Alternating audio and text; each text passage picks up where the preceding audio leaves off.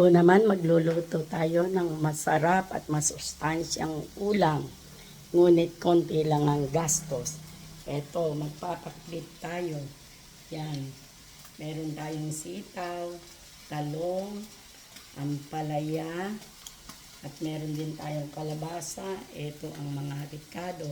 At ang sahog natin ay konting baboy. Para makatipid po tayo.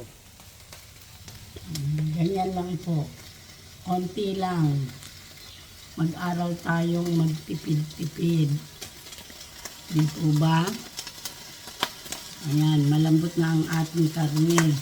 Pinakuluan natin siya. Palalabasin natin ng mantika. Mga 2 minuto pa. Tostado na mga ka-beshi ang ating karning baboy. Yung yan po, lalagyan natin ng 2 kutsarang mantika. Para sa paggisa.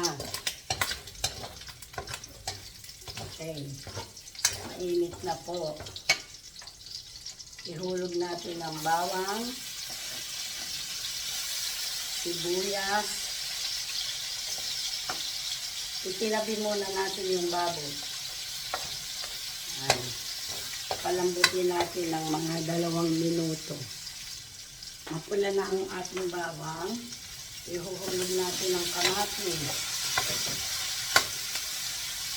Lulutuin lang natin. Lagyan natin ng 1 kutsarang bagoong. Bagoong na alamang o sweet paste.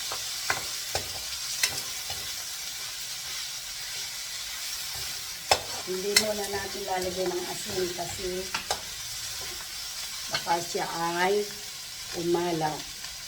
Ihuhulog na natin ang kalabasa. Lulutuin natin ang kalabasa. Lagyan natin ng kalahating basong tubig para siya ay maluto. Kalahati lang po.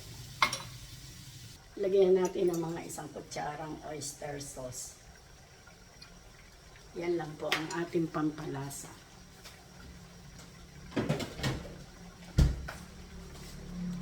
Takpan po natin at nang maluto agad. Mga 3 minutes. Tingnan po natin kung luto na ang kalabasa. Okay, malapit na. Ihulog natin ang ating sitaw.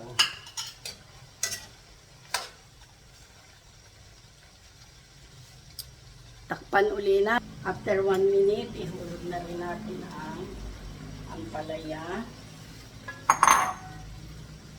ang talong, at ating takpan. Hayaan lang natin ganyan. Tikman po natin.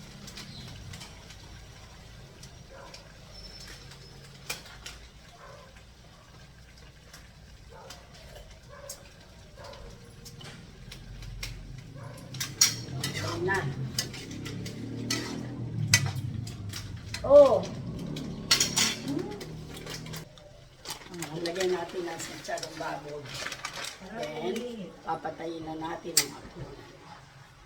Kainan na. Mamapak tayo. Papapakin lang natin dahil ito'y tanghalian. Pero dahil umaga pa lang, papapakin muna natin.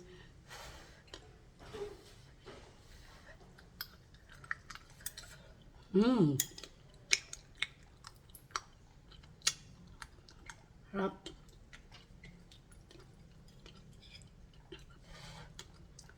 Ang palaya.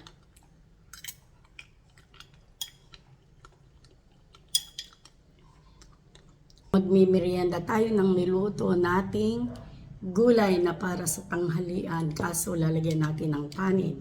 Kasi sa umaga ang kinukonsume lang natin ay salabat with lemon. Kain po tayo. Unahin natin yung mga ampalaya. Sarap.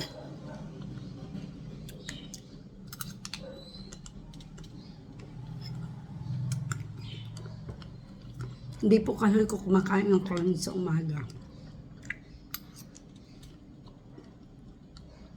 Kain tayo. Love you. Follow. Watch my video and my reels.